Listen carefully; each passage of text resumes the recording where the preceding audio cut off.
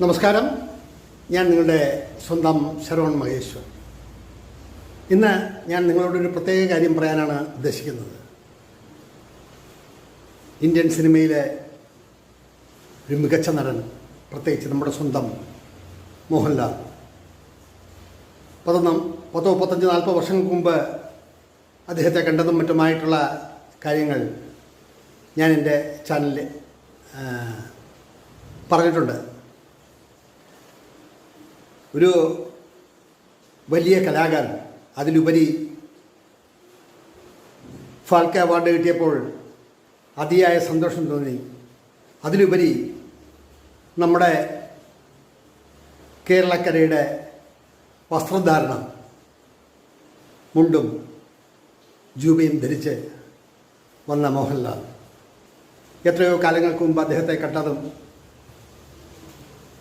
മറ്റും ഓർമ്മയിൽ തെളിഞ്ഞു വരുന്നു. അതേക്കുറിച്ച് ഞാനൊരു എപ്പിസോഡ് ചെയ്തിട്ടുണ്ട്, നിങ്ങൾ കാണുക. എൻ്റെ മനസ്സിലെ അഭിനയത്തിൻ്റെ അമൂർത്തമായിട്ടുള്ള ഭാവങ്ങൾ അവതരിപ്പിച്ച വാനപ്രസ്ഥവും സ്ഫടികവും കിരീടവും അങ്ങനെ നിരവധി ചിത്രങ്ങൾ തങ്ങി നിൽക്കുന്നു.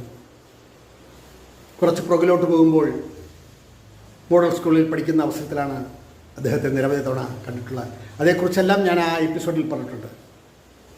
ഇത്രയും വലിയൊരു അവാർഡ് കിട്ടിയപ്പോൾ അഭിനന്ദിക്കണം എന്ന് തോന്നിയതുകൊണ്ടാണ് ഞാൻ ഈ വാക്കുകൾ നിങ്ങളോട് പറയുന്നത്. ശ്രീ വിജയരാഘവനും ശ്രീമതി ഉർവശിക്കും ഒക്കെ നാഷണൽ അവാർഡുകൾ കിട്ടിയതിൽ വളരെയധികം സന്തോഷമുണ്ട്. എൻ്റെ പുസ്തകത്തെക്കുറിച്ച് ഉർവശി എഴുതിയ കത്തുകൾ ഇന്നും എൻ്റെ കയ്യിലുണ്ട്. വിജയരാഘവനെ നേരിട്ട് ഒരിക്കൽ മാത്രമേ കണ്ടിട്ടുള്ളൂ, സംസാരിച്ചിട്ടില്ല.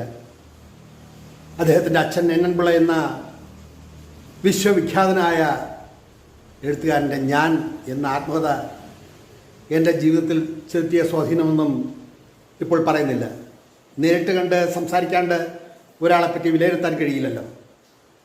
ഇന്ന് ശ്രീ മോഹൻലാലിന് ഇത്രയും വലിയൊരു അവാർഡ് കിട്ടിയപ്പോൾ മലയാളി എന്നുള്ള നിലയിലും എഴുത്തുകാരൻ എന്നുള്ള നിലയിലും അദ്ദേഹത്തെ ബഹുമാനിക്കുകയും അദ്ദേഹത്തിൻ്റെ ഈ അവാർഡ് കിട്ടിയതിൽ അഭിനന്ദിക്കുകയും ചെയ്യുന്നു. ഞാൻ പറഞ്ഞ ആ ഒരു എപ്പിസോഡ് നിങ്ങൾ കാണുമല്ലോ.